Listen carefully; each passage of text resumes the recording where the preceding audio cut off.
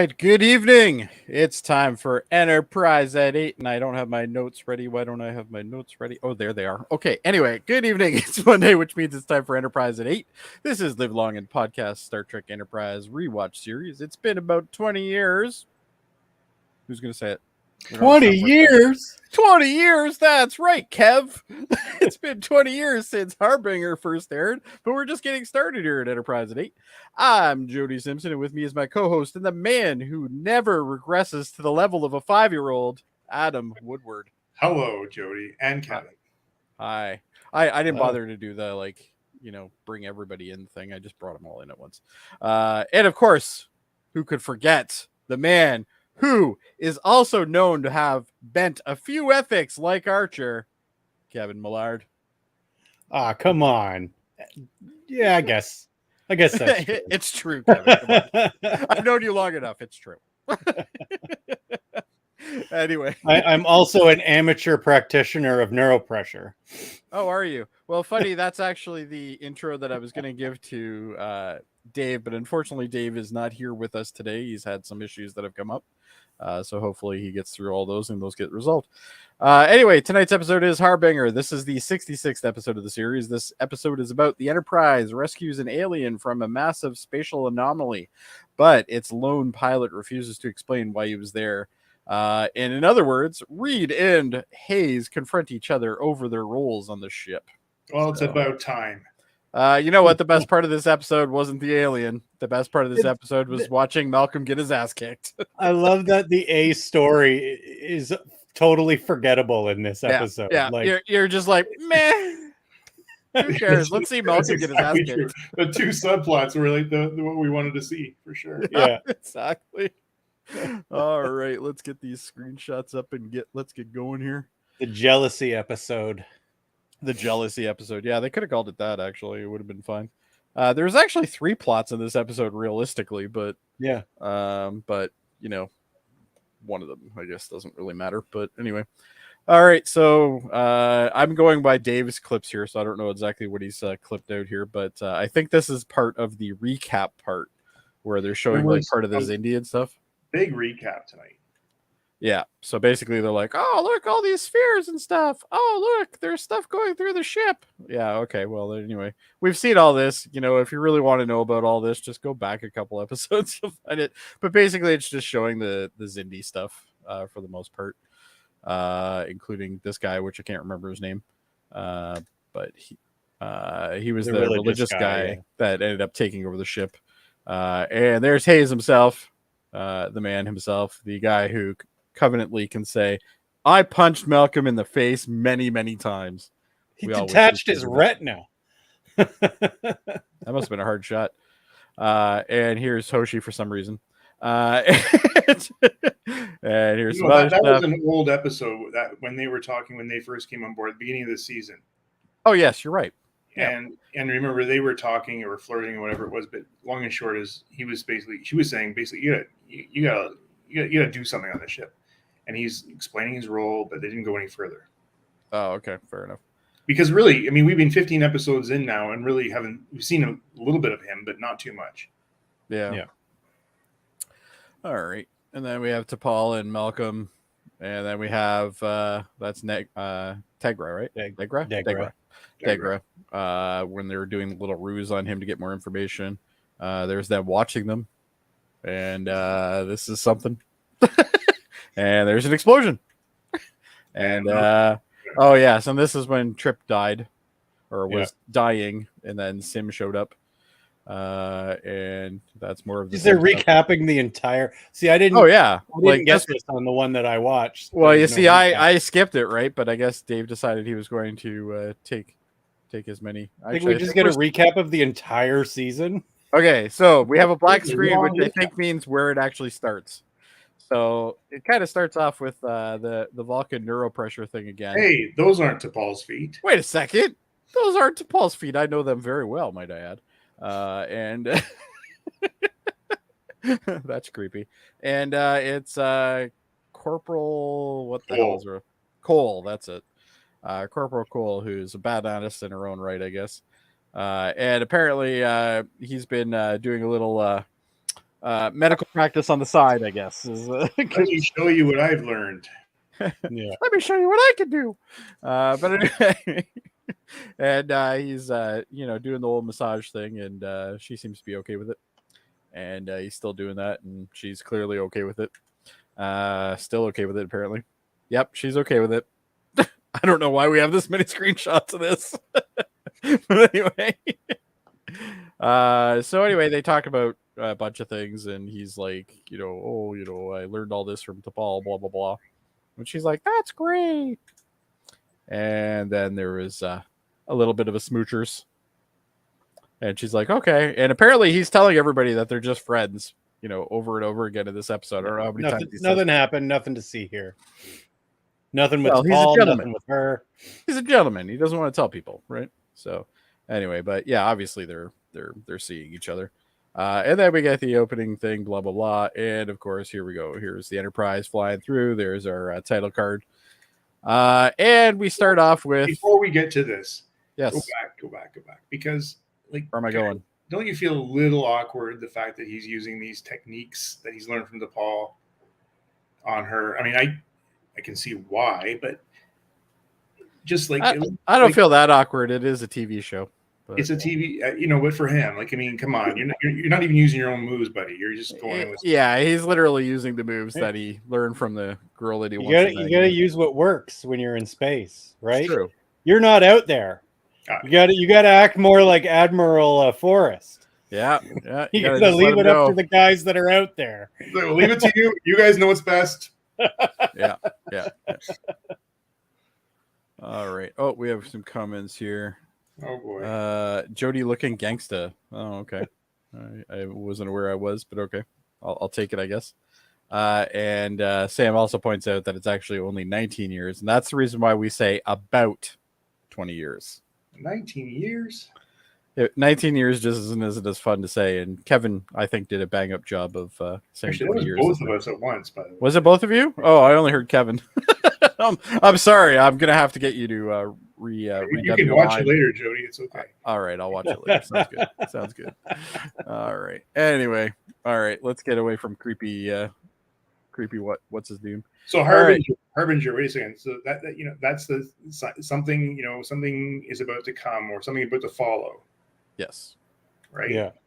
So I'm trying to figure out how this plays into this episode because anyway, we'll go in. Let's go. Well, you must know because you've already seen the series, have you not? You don't remember? We're getting to the place I don't remember now. Oh, okay. I already know why, but anyway. All right. So anyway, we have Archer. Archer. Doesn't make much sense to me either. It will in an episode. Okay. It's okay. It's like I'm seeing this for the first time. Yeah. Well, the Xindi arc is also linked to the temporal Cold War as well. Of course it is. So, yeah.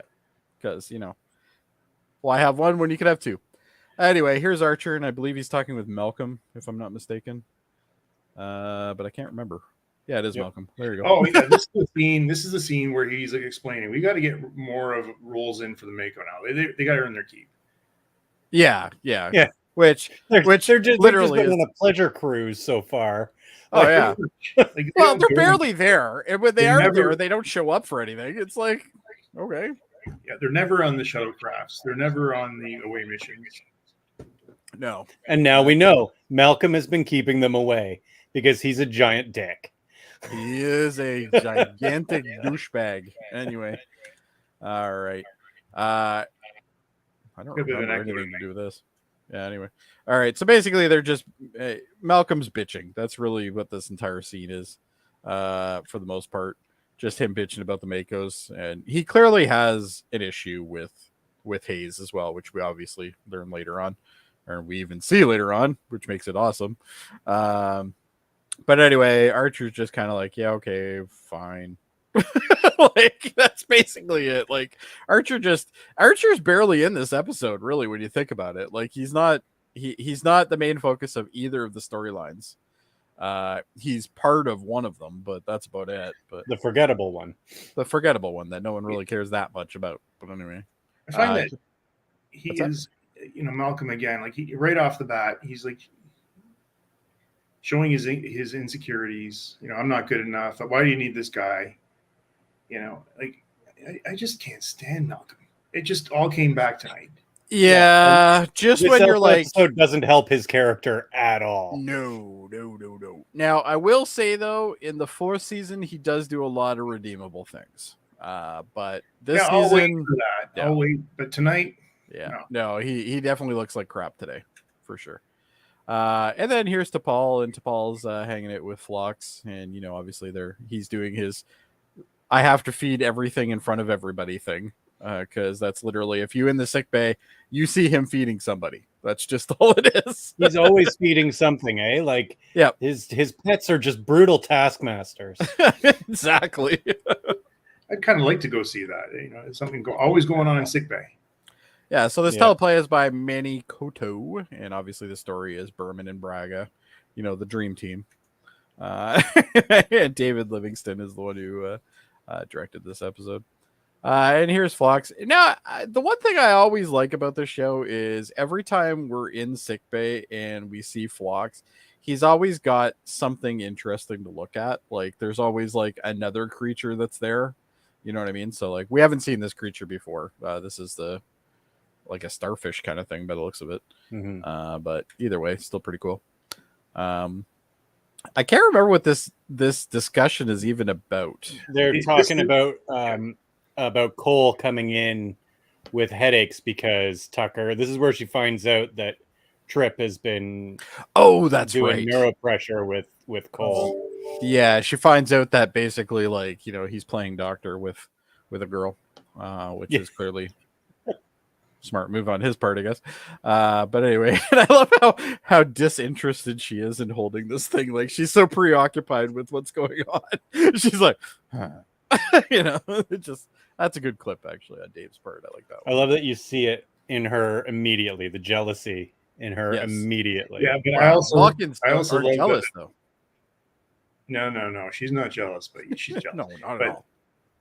What was great was Phlox is quite enjoying it. Yeah. Oh yeah, because he's literally a student of the human species, right? Like he's always watching what they're doing. He's like, you guys are all stupid and silly. It's great. and then she says she's not jealous. So yes, Vulcans lie. Yep, they lie. Well, we already know they lie. But I love Phlox's smug face, so I'm glad Dave got a copy of that. That's good. And she's just like, I'm not really impressed with what you're telling me here, Doctor. So, and then she's like, I don't care. This guy is kind of funny because he could basically give everybody just like a relaxant shot or whatever, and he's sending like all his patients to her now. Like, now this is the third one, I think. Yeah. He's like, I don't need to do any work. He's like, I got too many animals to feed. He's like, I'm running a zoo down here. I don't need to be dealing with headaches and medical emergencies. Go to T'Pol. Here's a Band-Aid and find T'Pol. Go see her. That's right. She should be teaching others how to do this. Everybody seems to need it. Yeah. So here's the first discussion between Malcolm and Hayes. I think this is where they're walking, and he's like, I want to do it on certain days, and Malcolm's like, well, you didn't even come to me. You went right to the captain. So obviously Mr. Whiny Pants here is already whining about everything, because that's what Malcolm does. He just whines. You went over my head. Morning. And Malcolm's like, no, at night we're more limber. What the fuck does that even mean? Malcolm is such. I don't know about you guys, but I'm not that limber at night. Mind you, I'm not limber in the morning either. But anyway, but basically he's like, don't go over my head and talk to my captain, which doesn't really make a lot of sense because the Makos aren't under Starfleet jurisdiction. They're their own entity that happen to be on the ship. Yeah. But I don't even know if Hayes really technically should be reporting to him. I don't think he is. I mean, what rank is he? Is he lieutenant? Hayes? Yeah, Hayes is lieutenant. Actually, they both are. Yeah. No, we remember later in the episode when Archer is giving them lecturing them, basically he calls them two of my senior officers. So yeah, well, they're both seniors. So yeah, so I think technically the Makos just report to Archer. I don't think they report to, the armory guy. Like, it doesn't make a lot of sense, but anyway. What is Malcolm's title anyway? Like, what is he? He's armory officer. Armory officer. Yeah, I guess I can which see is that's just pulled from, the naval tradition, right? Like it's I always thought he was just in charge of counting the phase pistols. The Yeah, he's good at armory that. officer is in charge of the armory, who just makes Yeah. sure they're all accounted for. Yep. We're supposed to have 29. We have 29. Like Yeah. that's literally what he like. I'm not even totally confident that Malcolm can count, but anyway, I guess that's a whole other discussion for another time.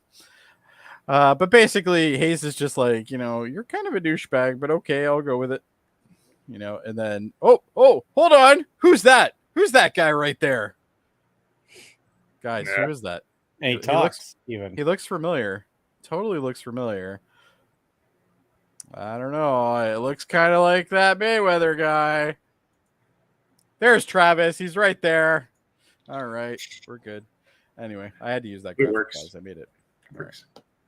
Wait, I counted though. We get a lot of him this week. Like he's all over the place. He's always there. So Malcolm's got like lines and he's got stuff to do and everything. It's he pretty fights. incredible. Yeah, he even does some sparring. That's pretty sweet. Such a beautiful ship. I like that ship. Anyway. I like Mayweather after this episode better than Malcolm. Oh well, that's not 100%. I like Mayweather everyone before better. this episode better than Malcolm. I like the alien that tried to destroy them all better than I like Malcolm after this episode. Yes. I like the fungus that Phlox grows in the lab better than Malcolm. Anyway, Right. they come across this major space anomaly, which I thought was pretty cool. I don't think we've ever seen anything exactly like this in Star Trek. No. before. This scene looks a lot like original series graphics. It does, It though, does. doesn't it? Yeah, it looks like it's almost like a practical effect that's been blown up a bit. But I don't know. Anyway, they can't all be winners. No, I look, like it. it was I fine. think it's fine. Yeah, It's fine. it's fine. But it does look like it's just like, Jello or something that's been like set weird or something. I don't know. But, Well, I love when they shoot the grappler and it just goes Yeah. the wrong direction. I love the fact that they still use that damn grappler. Like it's barely useful. Like what have they ever done with it that was useful? Oh, they got the ship out. That was useful. That's true, actually. Come to think of it. All right. So anyway, Malcolm's like, "Yep, big space Jello over there," and Hoshi's like, "I don't have any lines. I'm not going to talk." All right, but anyway, I think she says one thing. This is it. That's her entire duration in this episode, from what I remember. Was she in this more than this one scene? She's in when they're sparring and stuff. Well, they're but sparring, yeah, but you don't. I don't think she talks. I don't think Did she even talks at all. spar? Like I didn't even see her. I don't think we. I think actually they saw all her do spar. They all do at one point. Okay. Oh, okay. It's like a Fair. montage type thing. Montage. All right. Anyway, so they're like, yeah, this is a really weird gooey thing that we're looking at here, and we've got signs of a life form in there, because there's always a life form in these Jello things, eh? I don't know if you guys have ever noticed in Star Trek, if there's Jello, there's a life form. I'm surprised they didn't find another human colony. A Wild West one, even. That would have been pretty nice. No, they did Wild West already. Oh, true. Now they're gonna have to find where all the kids rule. They'll find those? Atlantis. Or Atlantis. There you go. Atlantis has always been in Jello and an anomaly in the Expanse. God, guys. Or more Nazis. Well, there's always Goo room for more Nazis. Nazis. For sure. Anyway, so they find this thing that looks like basically like an escape pod. And he's like, well, let's see if we can get it out. So then they open up the old doors, get the old grapplers out. Love those things. So low tech, but still fun. And we get a nice little shot of the underside there of the Enterprise, which I always like. I like their shuttle bays. I don't know why, like their old traditional shuttle bays, like basically like, bomb bays and like bombers and stuff like that. It's the same type of design. I just like it. I don't know why. But anyway, so they shoot the grappler. The grappler kind of goes in a bit. And they're like, oh, the grappler. We should probably invent something better than this. Like maybe like a tractor beam or something, but we're working on it. Or maybe get somebody that can shoot, Malcolm. Yeah, Malcolm. Like when he was doing the shooting later on in the episode, Yeah. he only hit like 4 out of 8 or something like that. And this guy is in charge of weapons. Okay, like come on. So anyway, we got the grappler. The grappler's having a good old time here, and it's kind of pulling them in a bit. And then obviously they get pulled in. They get dipped in. The saucer section goes in, and look what happens. Yeah, it starts getting all kind of and, oh look, there's Mayweather again. And then I like how it's just like the camera just has like a gel in front of it, so that way it's yeah. But they did a great DePaul looked horrible so quickly, like very impacted. Well, I don't know if we have the exact clip, but yeah. But anyway, I like how things are just starting to blow up and stuff, and things are, all these little anomalies are showing up on the bridge. But I also like the fact that they talk to Trip, and Trip is in the back section of the ship, and obviously he doesn't have this problem right now, right? So he's like, he looks fine where everybody else is in this like gooey shit, or at least in this thing anyway. He's really looking hardcore there, eh? Okay. Yeah, there you go. That's a good representation. I've said it many times on this podcast. This woman can act. She can act really well. She always does a good job. I'm always believing what she's doing, which is nice. So I like that. And this guy, not as much. But anyway. Getting better.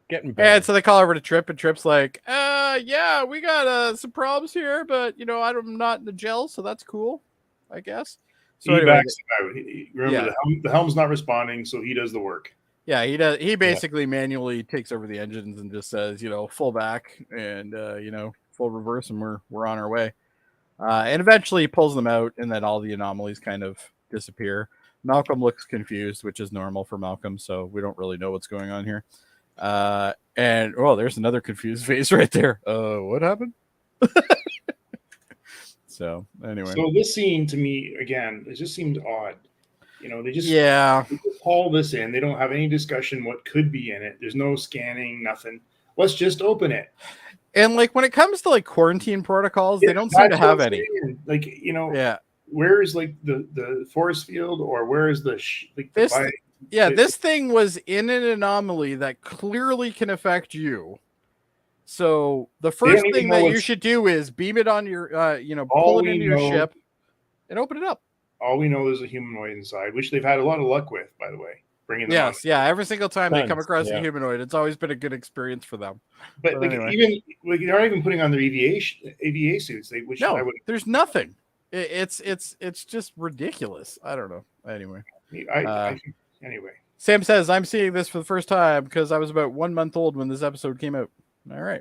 Well, there you go. It's okay, Sam. I felt like it was my first time too tonight, even though I did see it back then. All right. So anyway, they're in obviously the one of the cargo bays, and they're about to open up this thing. They open it up, like even like this stuff that's coming out of this thing that could have killed them. Like, why don't they have suits on? Like, I guess maybe you could say, well, maybe they scanned it and figured out what the environment was like or something. But no, they didn't. No, they didn't. We already know they didn't. And then we get the first view of the the passenger on this ship, which clearly looks kind of but does it remind you anything, guys? I thought he was Suliban. Maybe.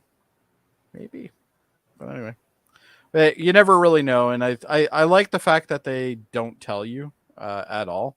Now, it's assumed it is a Suliban that's been like kind of phased in and out, because it is tied to the temporal Cold War as well. But what this actually is, funny enough, is this is the species that made the spheres.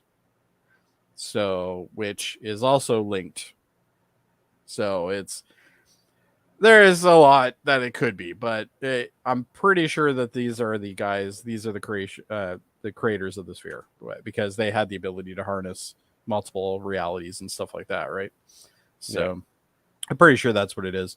But basically, they find this guy. He looks like a desert for the most part, which I have to admit they did a great job on his makeup. I think it looks great, especially the close-up stuff. Yeah, like look at that, like that looks good. I think so, especially with all the chips in his head and stuff too. I like that.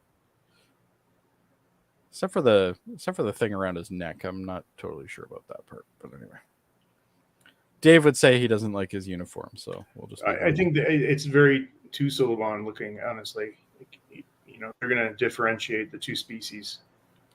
Well, it does definitely have a Solomon vibe for sure. I can't remember who the actual creators of the spheres were called, so I'm not totally sure if that's true or not, but I think it is from what I remember. But again, it's been a long time. So now Phlox is basically saying, I've woken up this dude, but boy is he in pain. So obviously Phlox has this kind of ethical dilemma for a second, and then obviously Archer doesn't. Archer's just like, which is strange because he doesn't seem to have a lot of ethical dilemmas. No, not in the Expanse. He doesn't. No. But basically, they're trying to get information out of this thing, like, why were you in this pod? What happened? That kind of thing. And the guy's just not being cooperative. He's not. Oh, my mouse is in the way there. But he's just not being cooperative. And Phlox is like, well, he's in a lot of pain, blah, blah, blah. So, that could affect things. And is it here where they figure out that he's kind of phasing in and out a little? Or is it the next time you see them? I think it's the next scene. Is it the next one? Okay. Yeah. But basically, they have a discussion over the fact that he's in pain and they don't really know what they're going to do, kind of thing. But he's going to try to stabilize him as best they can. And Archer's like, I just want fucking answers. I don't care. Blah, blah, blah. So anyway, we go back to, oh, look, it's Mayweather again. He's getting his entire quotient of the entire series in this one episode. I think that's pretty good. But anyway, they're looking at the anomaly. They're trying to figure it out. I can't even remember what this conversation's about, quite honestly. If anybody remembers, feel free to chime in. But I think they're just talking about this this anomaly more than anything, and how he was in it and how he survived, kind of thing. But they're looking at it and they've realized it's quite big. This is where he mentions the religious sect, and where I think Archer believes that this is the species that made the spheres. He does say, yes, he does mention that. That's right. Yeah. Yes, I do remember that. I think that's this scene. Yeah, where he's like, these could be the spheres, and blah blah blah. Yeah. So that, yeah, okay, fair enough. I like how T'Pol's just like, meh. Okay. It's not a comet. Yeah, it's not a comet. It's fine. It's not Tucker, the only thing she's interested in right now. Yeah. No, not yet. There's a scene coming where she realizes, I think. Very much so. Very much so. Anyway, I like how T'Pol's just got this kind of like, I am so bored with everything you're saying look on her face during this conversation. She's just like, I'm not interested. It's not a comet. Like, come on. So I thought they found where this weapon was. Yeah? They have an idea where it is. No, they found, like, that was the whole premise of the last episode, is they figured out where the weapon is. Why aren't they going there immediately? Well, they're on their way, Kevin. It takes time. Why stop? Because there was somebody in trouble. We have ethics. It's all over the place. Jesus fucking Christ with this goddamn crew. This is a fucking weapon that's going to destroy your home planet. And you're stopping because there's fucking probes stuck in goo? Come on, man. Yeah. They really, well, it's not like it's an old West planet or anything. If they're there, they would have been there for a while. Holy shit. Come on, because Archer really loves those old West places. Anyway, we get to, in my opinion, the best part of this entire That's episode. a good question. I may have missed this, but was there actually like a distress call coming out or something that brought them here? How did they find this? I don't think so. I think they just were like, hey, look at this goo. Oh, look, there's a probe in it. I got you. Yeah. Okay. Sam says, Kevin, please stop swearing. Watch the language. Sure. What is your response to that, Kevin? Whatever. It's our show. We do what we want. Anyway, so we get, in my opinion, the best part of this episode, which is Hayes. I very much enjoy Hayes. I think he's a very good fit for what it is. So, and here we have the crew. Wait a second, Jody. It has taken 15 episodes for this guy to put together a training program for the rest of the crew. Well, 15 episodes, but how many is that in actual days? Lots of days. Like, what's he Lots. been doing with his time? Checking his Well, rifle? Well, yeah, you got to. I have another question. I thought Reed had like a team. I didn't know the team was just the bridge crew. Yes. Yeah. Like when He I doesn't have saw a all team. the bridge crew lined up, I'm like, no, I thought he had like No. security officers and a team of guys. I think in the No. wide shot you could see a couple extras, but yeah, everybody else is just. It's just the bridge crew. Yeah. He doesn't have an army. That's why it's funny that he's whining about it. All the more that you'd be happy the Mako are there. No kidding. But the one thing I will have to say about this, though, is let's take some time to appreciate Mayweather. That dude is stacked. Look at him. The guy is huge. Like, and Tucker's a pretty big guy too. And like, look at him. He looks small compared to him. Yeah. So, You know what it is, though, Jody, is like he's got lots of time to go to the gym. it's true. Well, he tells ghost stories when he's at the gym, right? So makes sense. Oh, there you go. Oh, There's Hoshi causing some shit. So basically, they're sparring. They're learning how to do different moves and stuff because apparently Starfleet doesn't train in any of this. This is something that, you know, the Makos have to train them on. Well, they obviously have some training. They do well. Yeah, but at the same token, I mean, so what? This is good. Oh yeah. This is something that should always be happening. You know, they're a warship right now. Like they're not out here to, you know, just look at stuff. They're out there to stop something. They should also learn how to fight together because they're going to be fighting together. Yep. They're a team. Yeah. But you figure, Kevin, like, I mean, you got like exactly. I mean, you've got the best trained kind of guys who can train me to be a great fighter or get me into shape. I'm taking advantage of that. And like, Malcolm's all threatened. No, you can't touch my guys. Oh, Malcolm's a weenie. Yeah. But anyway, T'Pol starts noticing that the sparring between Cole and Tucker here, and she's like, "Oh, they're really kind of enjoying themselves," and Tucker's getting his ass handed to him. Like you just keep seeing him get his, you know, he just keeps getting thrown around and stuff, and then you know he's basically her bitch at this point. But here's a great example. He's the engineer. Yes, he can fight, but he doesn't know all the moves. Yeah. He's being, you know, yeah, sure, but he's not like taking it personal. Like, what's his name there? Oh no, he's got a smile on his face the entire time. Like he's getting thrown around, and he's like, you know. And then there's learn something, you know. There's T'Pol. Keep in mind though, guys, that Vulcans do not have jealousy. So clearly, this isn't a jealousy look. This is a concern for his well-being look. I don't know. Anyway, and I like how this guy goes for T'Pol, and T'Pol's just like, let me show you something. And she's like, here, let me beat your ass to the ground. So clearly, but then she gets distracted. But then she gets distracted. Yeah. And he punches her right in the face. Yeah, punches her right in the chop. And then there's Cole just goosing him, giving him a good old grab, you know. So, and obviously this triggers T'Pol pretty good. She's like, oh, and then here he goes. Bam! Bam! Bam! Bam! Yeah. You know what? I might make that a GIF. All right. Anyway, it looks like Mike Tyson's punch out. It does kind of, eh? It's like Little Mac is down. Anyway. Oh yeah, he's really down. 1, 2, 3. Yeah. But anyway, so and she's like, ow. Like her jaw, like, and I like how Tucker's got some concern for her, but he doesn't do anything. He's just like, meh. Oh. He's like, oh, she's on the ground. She can also handle herself pretty well. She got distracted. Oh yeah, she's good. And then here's Mayweather again. Again, I'm not used to seeing this much of Mayweather, but you know, it's a nice thing to have once in a while, I guess. And then Hayes is like, yeah, you guys are doing pretty good, so let's do this now. And Malcolm's just like, no, we're not doing that anymore. Oh no, sorry, this comes after this. So they're still sparring a bit here, and these two are really having at each other. Like they're really going hard. And you know, Hayes every so often is yelling out like, you know, good hook and stuff like that.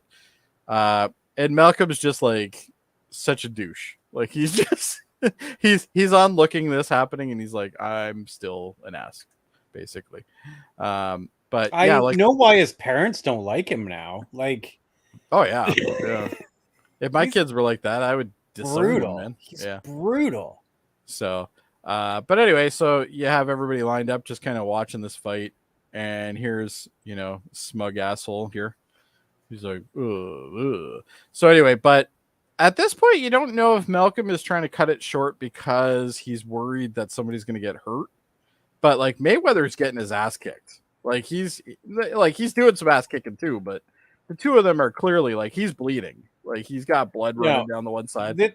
It's definitely not because No. he's worried someone is going to get hurt, because he's smiling whenever Mayweather is landing these haymakers. Yeah. And yeah, then as soon as Mayweather starts to lose a little bit, you see they go back to Reed, and he's like, and Mayweather gets up after getting knocked down. He gets up and he's like, "Oh, that was a good fight." Yeah. And the other guy's like, "Yeah, it was, yeah." And he smiles and he waves it off, and then but this is where Malcolm, as Malcolm's co-crew member, I would be embarrassed. Yeah, absolutely. Yeah, I would be embarrassed for him for sure. So, but basically, Hayes is like, "Okay, now we're gonna do this," and Malcolm's like, "No, we're not. We're not doing any more of that. Fuck you," basically. And then he's like, "Oh, okay." Hayes has been totally reasonable through the entire episode. Oh yeah, totally. Like, there's nothing wrong with Hayes. Hayes is fine.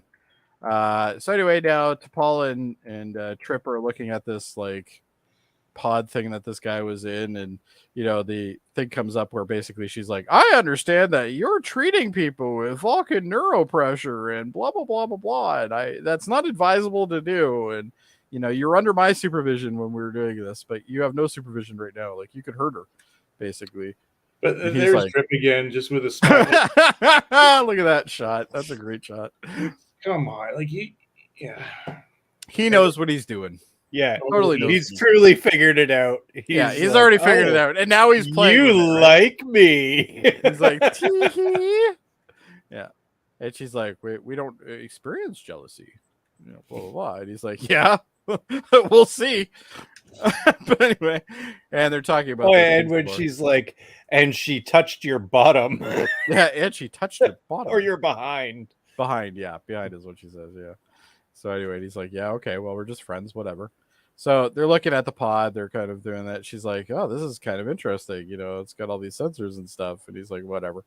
And then it goes over to, obviously, this. Now, I don't remember this conversation at all. Does anybody remember what this one's about? Because I don't. She comes to him, but I don't know why. Well, I think he's got to get a screen time. That's pretty much it. Is that the screen time? Okay, fair enough. And the special effects. He's giving him an update on what's happened, advising him, what are we going to do with this guy? Like, he's. Oh yes. Okay. Yeah. I remember what you. There is this whole plot going on about the actual guy. I just thought it was about Malcolm getting his ass kicked. All right. That's where we want to go with this episode. Yeah. At this point, I'm just trying to skip all this stuff to get back to Malcolm getting his ass kicked. But anyway. No, but there's a discussion. What are we going to do with this guy now? Like, he's What are we going to do? Because he's phasing, blah blah blah. Or no, they don't know he's phasing yet, but they know he's pretty bad off. So anyway, there goes Archer. Archer's down there because clearly the man who can do any sort of good in sickbay is Archer. So, he's got to get down there. And then here's Cole showing up again, and Cole's like, the Denoblian sent me down here to get some Vulcan neuropressure. Now, what's the first thing we notice when T'Pol is giving neuropressure to someone else? She's dressed. Yes, it's true, actually.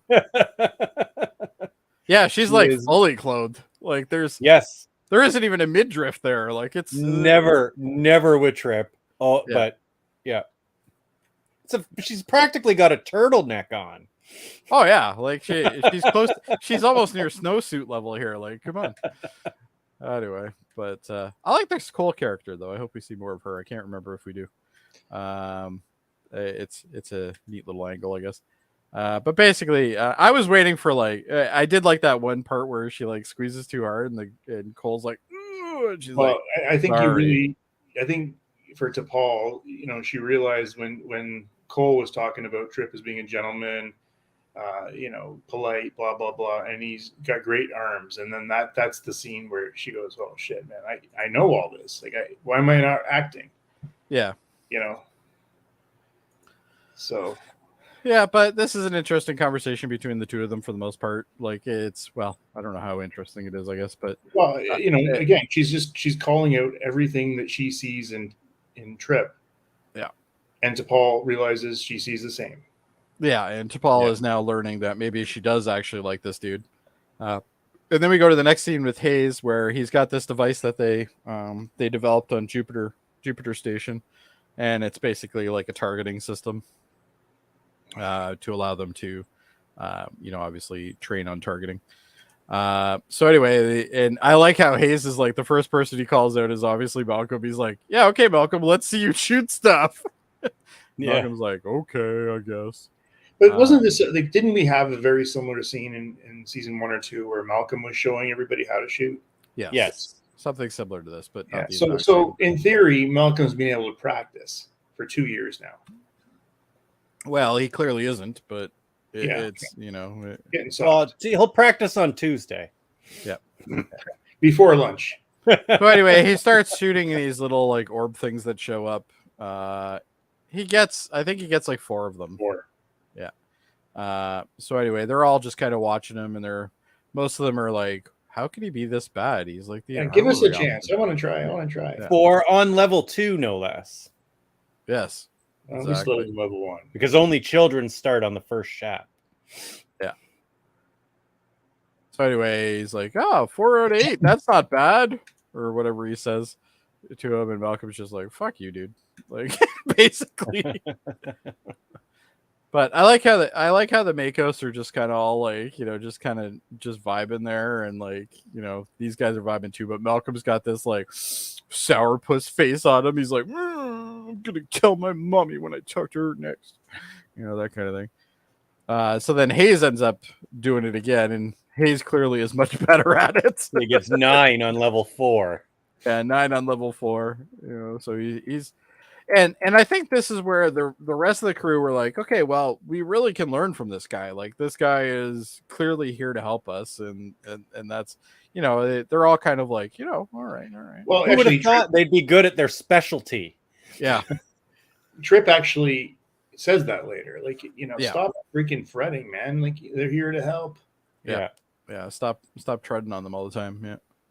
And then you get the little looks from Cole over here, and T'Pol notices that because that's because he's talking about how she's got the highest score ever. Yes. Yeah.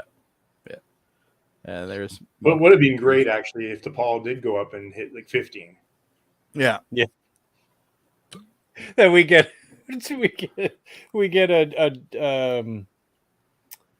a battle for dominance between T'Pol and Cole. And they're both just looking at Tucker after they shoot, like, Get with a winner. Yeah. Oh, somebody's updates already. Anyway. All right. So then our next scene is in the mess hall, or whatever we call it in this. Galley, I guess it is. One of the first things Tripp says to him here is, "Come on, your score got better as it went on." Tripp's such a dick. I love him. and he clearly knows how to get under Malcolm's skin. This scene for me was like Malcolm's like complete undoing. Like, I hate it. He's done at this point. Yeah, he's so pissed off at this point. So, no, but even what he was saying, he's like, look at him. He's like hanging over his food. I'm all miserable, And this is where Tripp said, "Nobody loves me." Yeah, Trip is basically. Oh, I know, mashed potatoes and gravy are my favorite. I like that too, Sam. But Tripp's basically going on like, guys, Malcolm, we can learn something from these guys. Like, it's like, I guess it's, oh, that didn't work. Stop being so sensitive. Yeah. So, yeah. No, I love Tripp's attitude at the table, though. He's just like, he's just digging, like he's just giving him a little bit of a poke, he's like, so amused at what a baby he's being. Yeah, he's like, "You're such a bitch." Stop being a bitch, Malcolm. And he's like, they are here to help us. And Malcolm's like, are they really? And he's like, yeah, they are. Don't be a dick. So anyway, I don't remember much more of this conversation other than just him poking at him a couple times. He makes him switch the subject, and then they start talking about Trip and Cole. Oh yes, that's right. And he's like, I'm just friends. Oh, this is what it was. Is Malcolm loves gossip. Oh yes, that's right. Yes. He was really digging. I heard you and Lieutenant Cole gave you acupuncture to whatever acupressure, and she like, shut up, buddy. Have some discretion. And now he's pissed off Trip. Trip's like exactly. This guy is not my friend and anywhere in the world. I can't take it. We actually have a message here from Dave. Archer is losing it. Trip needs to buy a clue and get some self-respect. Reed needs to get over himself and actually worry about saving Earth. To Paul is a heartbreaker. That's true. I think Trip is the heartbreaker, honestly. Trip might actually be the bigger heartbreaker here, but yeah, I still think Dave's views are valid there.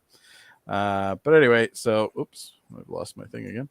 All right. So anyway, and he's like, whatever. And basically the two of them just go back and forth about him and Cole's relationship, which is clearly a relationship, but obviously Trip is like, no, it's not. We're just he says friends. The same thing to Paul said. He says, oh, it's hard to miss.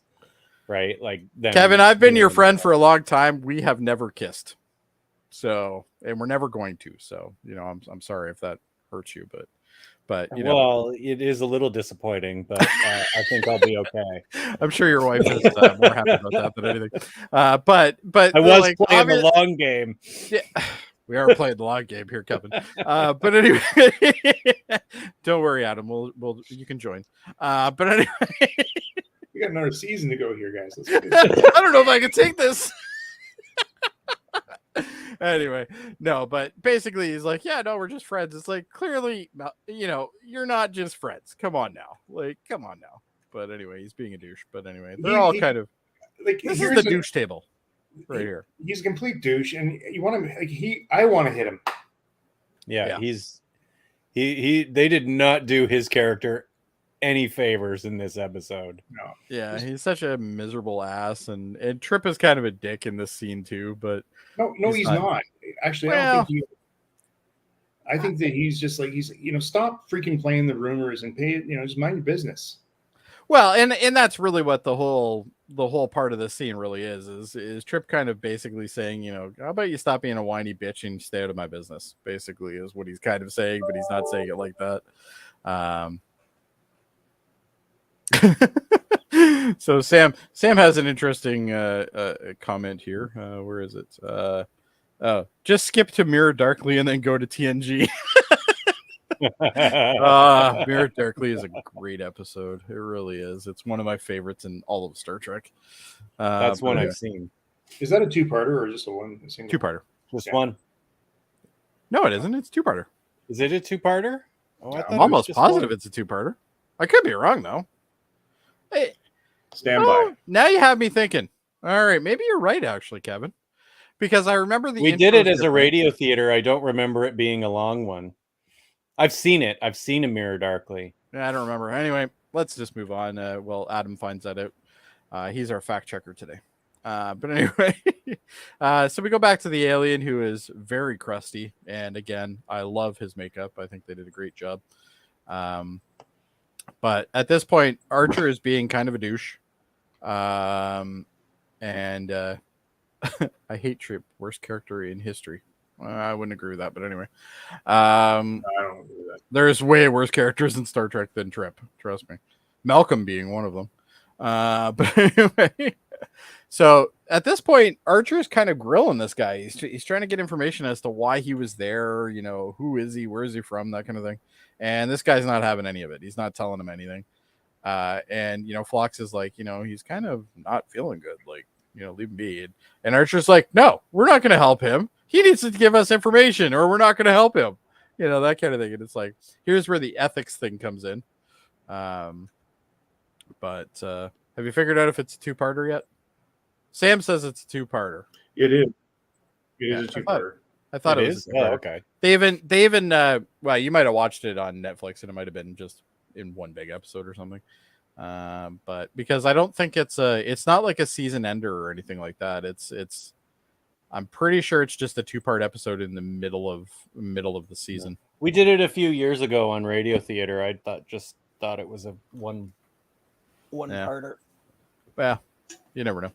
But anyway, And either way, it's in a mirror. It's called In a Mirror. Your record. It's In a Mirror Darkly. Yeah. Part 1 and 2. Yeah. Okay. So, but all right, we digress. Yes. So this is showing Archer again. Jody being hardcore. I don't care. Ethics aside, Archer. So there you go. And But this guy I'm a is little surprised that the plays along that well. He just says, "Okay." Yeah, You know? Phlox doesn't like to stir the pot too much. So I think it comes a point where Phlox is like, well, this guy was going to die anyway, so whatever. That kind of thing. Like Phlox in this episode, I think kind of goes both ways. Like he's at one point he's like, we gotta, get him comfortable and stuff like that. And then on the other side, he's just like, okay, Archer, you do what you want. Like there's no like the line gets jumped back and forth with Phlox in this episode, which some people might say that ruins his character, but I don't know. But anyway, I love the effect of this alien. I think it's great. But basically, the guy's not telling them anything. He's like, nope, I don't need to tell you nothing. Blah blah blah. Just put me back in there. I don't need to be. Just put me back in my pod. Put me back in the jelly, and let's call it a day. And Phlox is like, well, we can't do that. He'll die. Right. So anyway, and he's like, just tell me what I need to know. And the guy's like, I'm not telling you nothing. So we don't really get anything from this alien, do we? No, nothing. It's just the entire thing is just him saying, no, I'm not going to do it. That's why this part of the story is so fucking boring. It is boring. this is the A storyline. And there's a B and a C, and the B and the C are more interesting, but I would still say that the Hayes Malcolm thing is probably the best part of this episode. But obviously this alien is phasing, as Dave has gotten us some pretty good clips of. So he's phasing in and out. So obviously we know he's something to do with temporal, or something along that line. He's not of this dimension, I guess is a good way to say it. Well, he says his species is from some kind of different space. Yeah, it's a different dimensional space or something like that, he says. Yeah. Here's a good question from Sam. What's your thoughts on this, guys? Who is worse, Trip, Malcolm, or Neelix? Malcolm. And then Neelix. Neelix is terrible too. Neelix might have single-handedly, other than what was her name, Kes and Neelix, those two together single-handedly killed Voyager for me. If those two weren't in that, I probably would have much more fonder memories of Voyager. But God, do I hate both of those characters. Neelix, not as much as Kes, but Kes I absolutely hate. Terrible character. That's why she was written off pretty early in. Well, I wouldn't say early in. She was in for what, three seasons? Yeah, like it wasn't that early. But I didn't like the premise of the fact that this older alien guy is hanging out with this young kid. Like that was also a little weird. But anyway. And Sam, yes, I did see Voyager season 4 to 7. It was much better than the first 3 seasons for sure. Anyway, so we have the phase, and then we go to an external, and here we go. We're back to the massage parlor, better known as DePaul's quarters. Oh, look what she's wearing. You're right, Kevin. Oh, look, it's not a turtleneck anymore. There might even be midriff here. Who knows? But anyway, she's doing. No, because this is the scene. This is the infamous scene. Yeah, she is in just a robe here. Yep, just a robe, nothing in it, just a robe. This was not spontaneous. Oh no, this was totally thought. And I also think it's quite interesting that like when she does this stuff, there's like all these candles and stuff, and it creates kind of a mood. And then like when Trip was doing it, he's just like, come over to my thing. We'll just keep the lights Come on. over and I'll play with your feet. I'll play with your feet. there's a line, eh? I wonder if that would work in a bar. Hey, why don't you come over to my house? I'll play with your feet. You know, but anyway. Work on some people, I'm sure. Oh, probably would, yeah. But anyway, and he's just like, I don't know why you're so upset. We're just friends. You know, why are you being so crazy? And she's like, we don't experience jealousy, blah blah blah. And he's like, what are you talking about? Of course you're jealous. And so she continues on this. The dialogue's kind of in this, but anyway. And then T'Pol's like, you know what? Fuck you. Let me show you how much I like this. So anyway, she does that, and he's like, wait, hold on. Wait, what's going on here? I've kissed 2 women in the last 24 hours. What the hell? And she's like, oh, yeah? Did she show you these? So obviously we have the full drop. I love his eyes, though. He's looking up and then down. Bum, bum, bum. Whoa, hello. He's like, wait, is there a camera here somewhere? Like, what's going on? And then we instantly go back over to the sick bay. And Fox is like, wow, you're having a hard time there, buddy. You might be able to, you know, maybe get some lip balm or something that might help that out. So, but anyway, clearly this alien is on his way out. Like, and Phlox knows that, so I guess he's just trying to keep him as comfortable as he can. And this is where shit hits the fan. All of a sudden, the alien gets up and kind of multi-dimensional strangles him. I guess is the easiest way to say it. Like his arm actually multi-dimensionally decapitates him. Like goes right basically through his neck. Yeah, exactly. So it's like, oh boy. And obviously, like, this affects Phlox. Phlox is like, whoa, and he like falls down. And then the alien's like, all right, time to go. And he's like, oh, look, I can walk through things. So here's a question I have for you, scientifically wise, guys. Why is he not falling through the bulkhead? Don't ask questions we can't answer. All right, fair enough. All right, because if he can walk through if he can walk through a fucking wall, he can definitely go through the floor as well. Like, no question. So anyway, he just phases through the thing. And here we have Malcolm all alone by himself, being him, oh, nobody loves me. And then Hayes shows up. So you obviously know shit's about to hit the fan here too. So, but I like the fact that this is happening while this alien is basically running amok on the ship now. And he's like, "Oh, you think you're good, eh?" He's like, "Yeah, you want to spar? Let's do some sparring. Let's set this up here." So anyway, that Hayes is up for it right away. He's like, yeah, yep, Hayes is like, "Let me knock your ass to the ground, my friend, because you're such." Because he needs it. He needs it. He needs to be put in his place, absolutely. And I like the fact that through most of this fight, Hayes is clearly winning. Oh, but like, wait, Jody, he's in control. He's calm. Yep. Yeah, he's not letting it get to him, and Malcolm is just a raging bull. Like exactly, he's all over the place. Rage. Yeah. That's all you got. Just all rage. Yeah. So you see Malcolm, and Malcolm is. I'm not totally sure that that's the same actor, but anyway, some of these fight scenes are a little far for a reason. But anyway, and I like how well, we don't really capture it too well, but Hayes is like pointing at him. He's like, yeah, there you go. That's what you get now. Yeah. And Malcolm's like, let me get up and have some more, sir. And he's like, oh, I'm going to take you, you bastard. And at this point, Hayes is like, wow, you just clocked me, you son of a bitch. Now I'm really going to knock you on your ass. Yeah. So then he starts beating him some more. Again, Malcolm, this is his specialty. Yeah. This is Hayes' specialty. This is what he's done. Now, it's nice that they have those little squares that you can get for like kids and stuff. Yeah, the foam my kids had these foam mats when they were younger. And so at this point, you're like, oh, Malcolm's really winning this, eh? Well, look at Malcolm. He's really winning. He's like, ha, I win. He's like, yeah, let me show you how you won. And he starts beating his ass some more. Oh, look at that, though. That must have hurt. Getting the elbow to the belly button while getting thrown to the ground. That had to have hurt. But I like how Hayes is starting to show that he's getting a little raged, because Hayes does lose control as well. They both lose control, but Malcolm is the one that clearly was losing control through the entire thing. Like, Hayes is just like, I've had enough of this asshole. Like, Yeah, but who's got the psycho look better?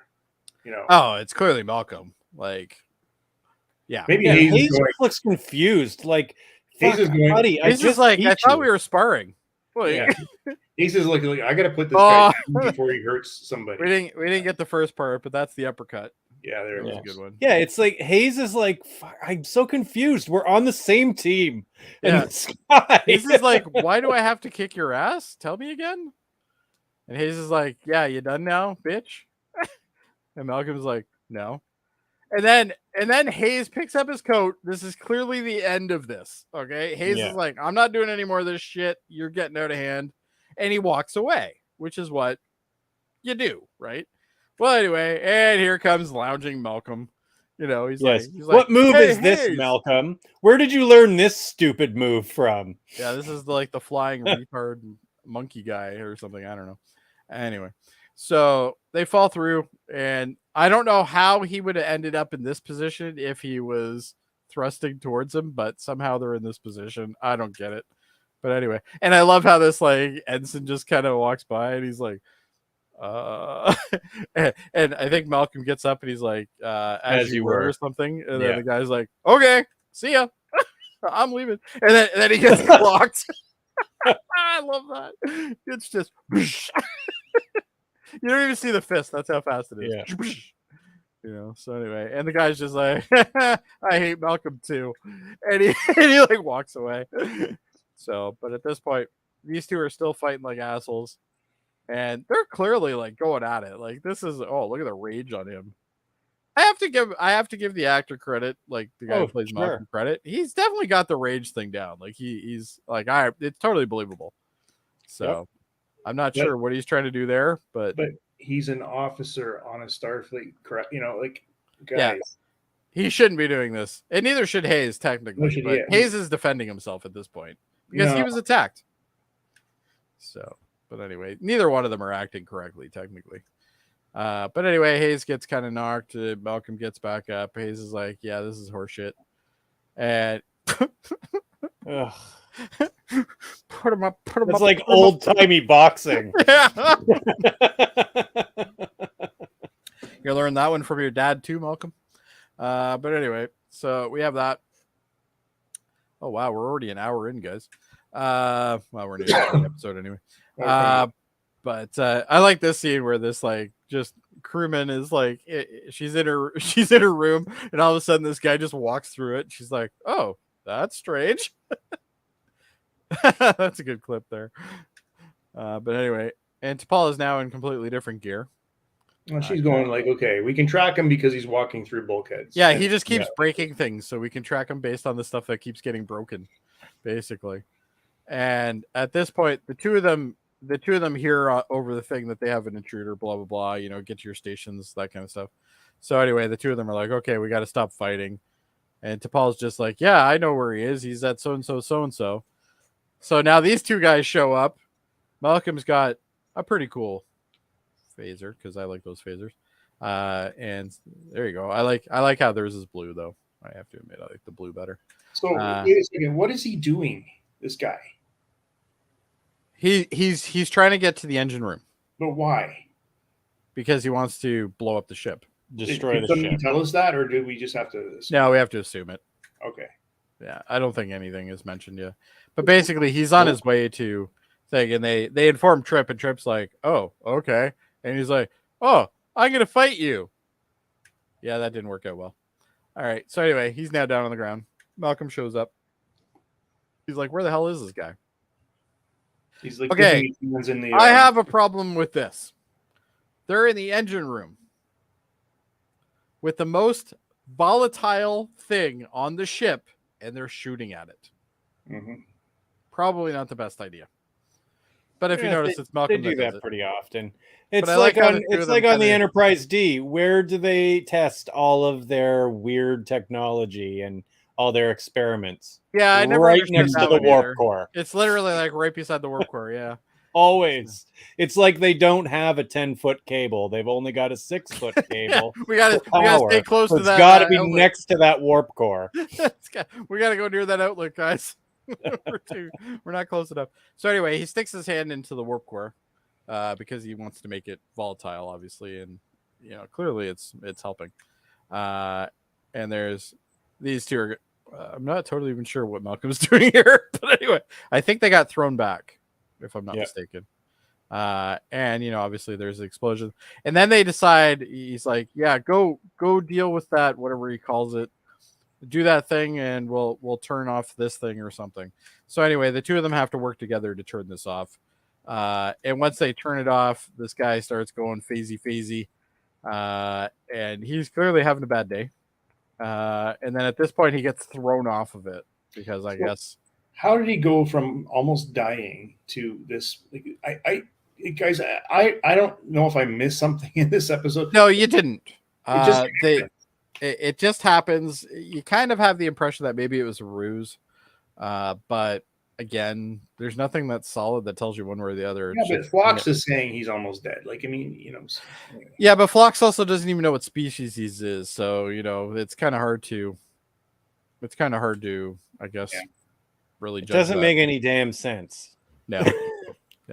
And then the two of them are just kind of standing there, old diehard way, where you basically stand by the fire and you're like, yeah, that happened. Yeah, yippee-ki-yay. So anyway, here's Trip showed up, and he's like, so hey, how you doing?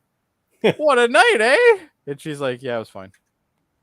No, she's like, yeah, I've been briefed. He's like, that's not what I mean. Yeah, that's not what I'm talking about. And he's like, give me hard coffee here. And he's like, yeah. So, yeah. And she's like, yeah, no, I was just. He basically got the ultimate brush off. Oh yeah, this was like right up there with like I have to wash my hair kind of thing. I think this is what Dave means by she's a heartbreaker. She at this moment is just like she would make Mariah Carey cry. Oh yeah, gotcha. Yeah. So, but anyway, I do love her whole koi. Yeah, her whole koi here, like it's just great. And Trip's just like, I thought we had a fun time, and she's like, yeah, it was fine. I needed to learn more about human mating practices or whatever she says. Sexual behaviors. That's right. Behaviors, yeah, sexual behaviors. There you go. And he's like, so I was just like a thing. He's like, I gave up the other one for you, and this is what happens. Oh, this is bullshit, basically.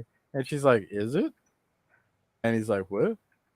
And she's like, I do like my coffee, and I like my neuropressure. Can we do it again? I like my neuropressure. Yeah. So anyway, then we get this scene, which I also like, which is Archer basically telling off these guys, saying like, "Stop being like asshole 5-year-old kids." Like, this is the hell up. I loved Archer here, and I'm going like, Archer doesn't have time for this crap. Yeah, he's like, he's got time to save people out of gelatinous anomalies, but he doesn't have time for this shit. This was really angry Archer. Yeah. Yeah. That's what I said. Remember back in season 1 when you're like, wow, Archer's terrible? I'm like, he gets better. Yeah.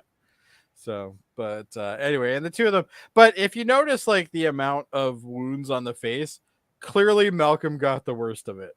Yeah. He's definitely hurt. We all watched the fight. We know who got the worst of it. Yeah, we know who won that one. But anyway, in fact, you got to give Malcolm a little bit of credit that he was able to have that gunfight scene with a detached retina.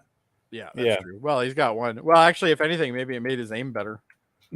But anyway, so basically, or maybe it was the practice drills. Yeah, Archer basically bitches them up and down, and he's like, you know what? I'm done with both of you. You guys are being assholes. Yeah, he gets called to sick bay. Yeah, he gets called to sick bay, and he's like, you two better make it up, and there better not be any problems here anymore. Blah blah blah. And then as Archer leaves, which I really liked, I don't care how you do it, just do it. Yeah, I don't care how you do it, just do it. And then he walks out of the room, and I love the line right after that where he's like, "Are we dismissed?" Yeah. No, Malcolm says that, right? Yeah. Do you think we're dismissed? Yeah. Do you think we're dismissed? Doesn't Malcolm think he is the superior officer? Why is he asking Hayes?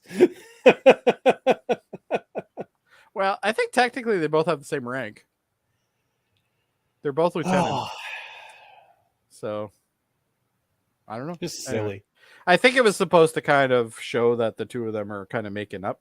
Well, now, Yes. now they're all buddy, and we can get on with it. Yes, that old trope. The boys have Yeah. to fight, and then they're Boys have to friends. fight before they're good. Yeah. Yeah. Now, this I thought was impressive. The Makos actually are doing something. They have a guard there. A little late, but yes. Well, yeah, a lot late actually, but anyway, yeah. But and I like this. He's like, yeah, what's going on? He's like, oh, he's not doing well, blah blah blah. And he's like, okay, get out of my way. Yeah, but he was an hour ago, and look what happened. Yeah. And anyway, so at this point, this guy is leaving this dimension. Like he's almost gone. And Archer's like, tell me what's going on. Tell me. He's like, and the guy's just like, well, all I can tell you is that I think he says something about the Xindi, and he's like, it'll benefit my people as well, or something. Yeah, it'll benefit my people when the Xindi destroy your world. Yeah. So, and that's supposed to be our hit. Now, the one thing I have to admit that stands out in this episode is after this guy phases out, did he get it? Oh, he didn't get it. So that's the end of it. But basically, there's right in between these two frames, he does this like ridiculous punch. Like he's frustrated, but it looks so fake. I was like, oh, it was so boring. Yeah, but anyway. So, and that's the end of the episode. That's it. We end with, we don't have any idea what that alien is about. We have no idea why he was there. He was just there. So, but anyway, it is what it is. The alien story at all. No, not in this episode. I don't think we're supposed to. Yeah, I know it's supposed to tie into what comes next. But so, Adam, you got any fun facts for us? I sure do. Excellent. Not that many, but I have a few. Okay, so the hold on. Sorry. Fun facts with Adam. All right, there you go. Now you can do it. All right, thanks for that great introduction. Thank you. Okay, so the episode had a working title called "Untitled Test Subject." Oops, wrong one. Yeah, there we go. Okay. And as originally filmed, the famous love scene between Tucker and DePaul included Jolene Blakelock's naked posterior. However, two versions of the scene exist, Jody. Oh, and we got the bad one. No, depending on when and how the episode is watched. U.S.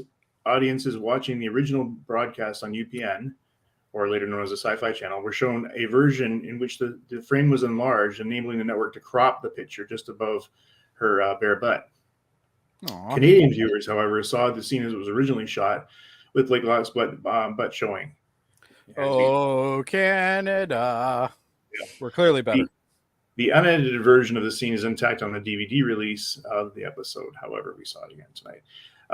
The streaming video, such as Netflix and Hulu, you see the original cut as well. The episode aired 10 days. Now, remember this. This is going back in time, but 10 days after the wardrobe malfunction during the halftime at the Super Bowl between Janet Jackson. Janet Jackson and what's his name? Justin Timberlake. Justin Timberlake. And which may have resulted in the alternate version. But yeah, that seemed like a lot of chaos for nothing back then. That wardrobe. Yep, that really was a lot of chaos for nothing. And that I remember there being like thousands and thousands of complaints that come out of the States, and 3 that come out of Canada about that. So there you go. Yep. Okay, Thomas Kopachi, I think that's how you say his name, who played this test subject here, has portrayed a number of characters and aliens over the years. Oh, okay. He appeared as Marok in Next Generation, The Next Phase, an engineer in Next Generation Emergence. He was the guy in Next Phase. I love that episode. That was a good one. Yeah, that's the one where Jody is. That's right, with the Romulans. With the Romulans, right? Yeah, I love that one. That's a good one. USS Enterprise B communications officer in Generations. He was Verosa in Voyager, the Thaw in DS9. in the Thaw in DS9, and ties in Blood of Water and Wrongs Darker Than Death on in the original. Broken Bow in Enterprise as well. So he's been in a lot of shows. This guy, Captain Archer. This is funny. States that Mako's technology and tactics are 2 to 3 years beyond Starfleet's. 2 to 3 years. Yeah, because they're an independent organization. They're not. So maybe you should listen to Malcolm. They know what they're doing. Yeah, well, Malcolm's a douche. Yeah. T'Pol references Sim, the short-lived clone of Tucker, seemed in similitude, who had revealed his feelings and thus Tucker's feelings for her. And this is the first appearance of a member of this species who was later revealed as the Sphere Builders. When the tactical alert is initiated in this episode, an alarm sounds, which has never been included in any of the episodes prior nor after it. Yeah, I noticed that sound too. It was a little off. What we took this. All right, I think we might have a few more, Jody. All right. The device on the wall at the beginning of the phase rifle training has several protrusions, exactly like you would hear as earpiece in the original series. They have appeared several times in Enterprise as part of other devices as well. When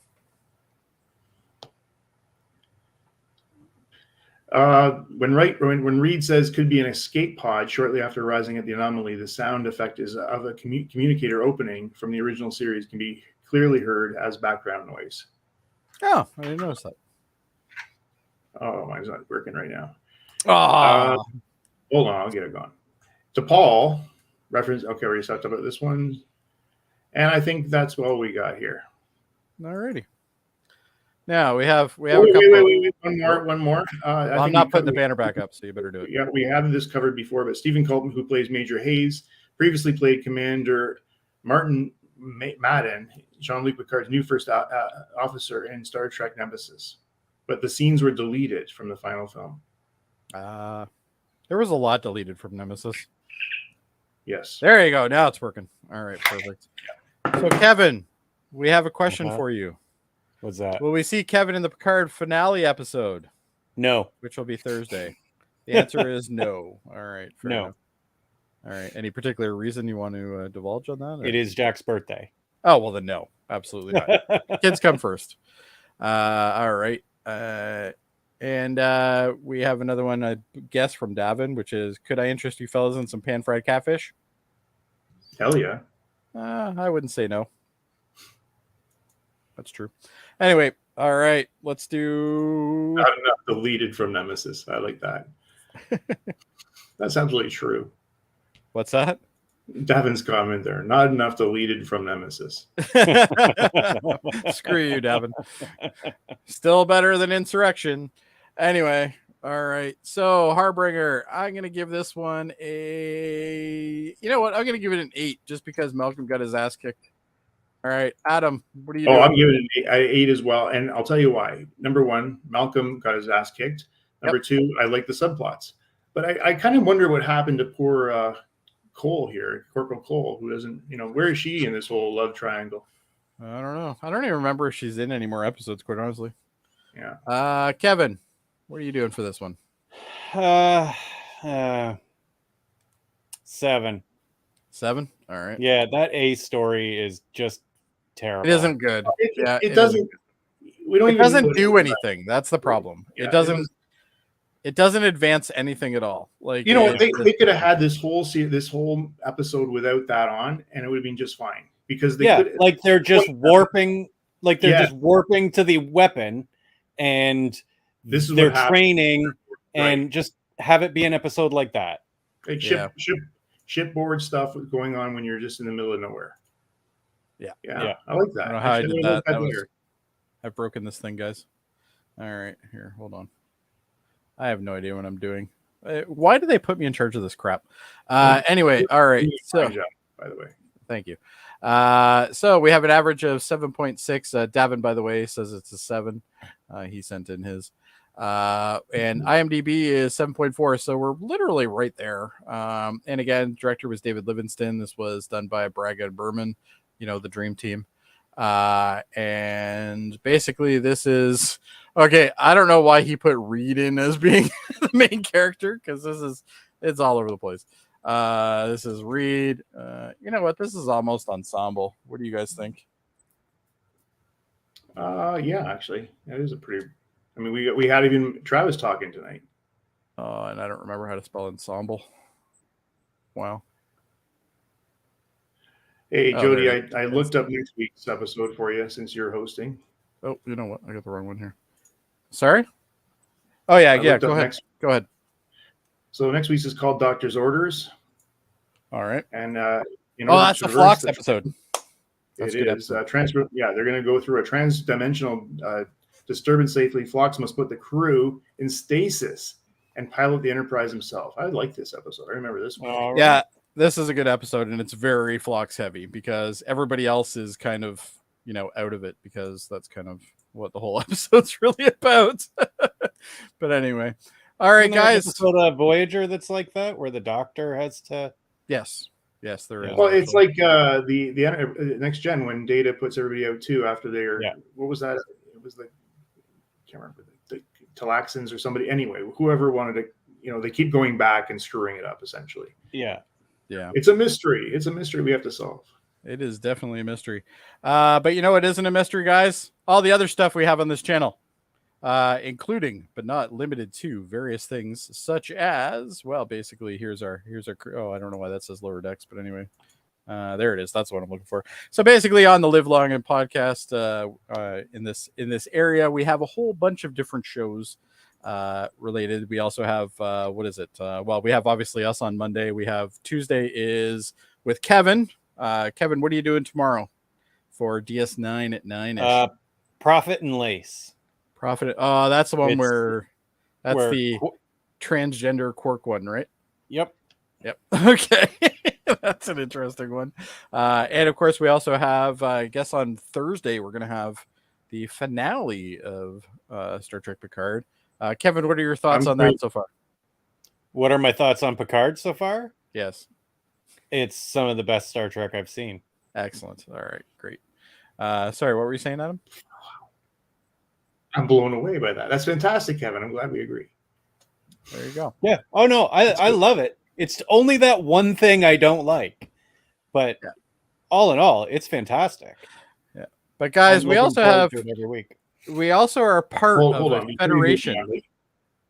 We're part of a federation, guys. A federation of podcasts, which I don't remember what it was called, but there it is right there. The United Federation of Podcasts, guys, where we have stuff like, for instance, Super Mater Brothers podcast, where only one of them shows up. And then we also have, for instance, Davin does the KBBBL podcast, which is a Simpson rewatch series. That's always fun. And on Super Mater Brothers, they do Big Brother. And then they also do, what's the other one? Survivor. They do those basically reality shows is what they generally do. And then they also have, sorry? The only ones that watch it are them. Oh, is it? Okay. And Jaemeel. Okay, fair enough. But we also have some other content from other content providers, such as Davin and various others, such as, for instance, X-Rated, the X-Men animated review show, which is very awesome. If you're into X-Men, especially 90s X-Men, you're going to love that one because that's literally what it is. It's a rewatch series. And then we also have the Hellbound podcast as well, which I can't remember his name, but I also know that Michael Chan's on that one. Alex Blackburn, sorry, Alex, if you're watching, you probably aren't, but if you are, great. And we also have Graphic Histories, which I can't remember who that's with either. I don't know. Andre Mayette. See, that's why you guys are here. You're here to help. And then, of course, we have one of my favorite ones, which is Hold Up, the movie podcast that's done by World Mind and Davin, or World Mind, better known as Murphy. And Eamon now has a podcast, which is called Eamon on Track, where he reviews a album with a guest, and I think his next guest is actually Davin, so that should be interesting. But that's excellent. Yeah, exactly. And they also have this Marvel Mena thing. I don't care, so I'm not even going to bother promoting it. But anyway, and we also have the Trivial Debates podcast, which this is the trailer for the last one, but they did a WrestleMania one in April. I don't know what the topic is for the next one. I don't even know who's on it yet, so this is why Dave should be here, not me. But anyway, you know what? Do we have anything else to talk about, guys? No, I Other think than- we're good.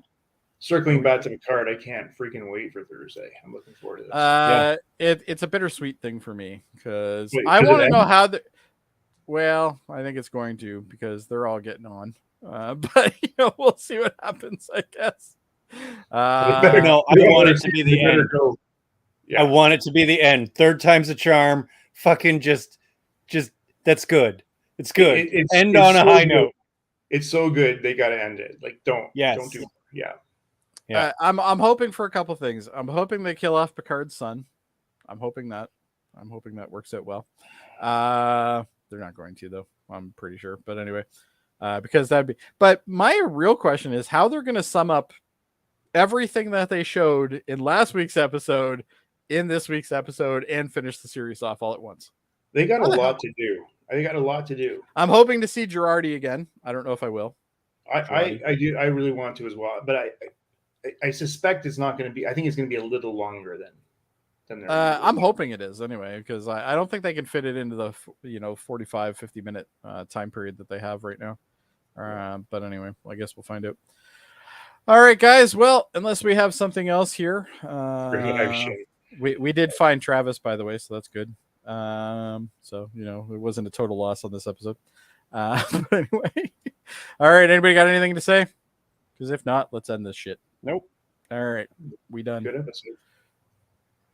Bye, guys. Have a good night.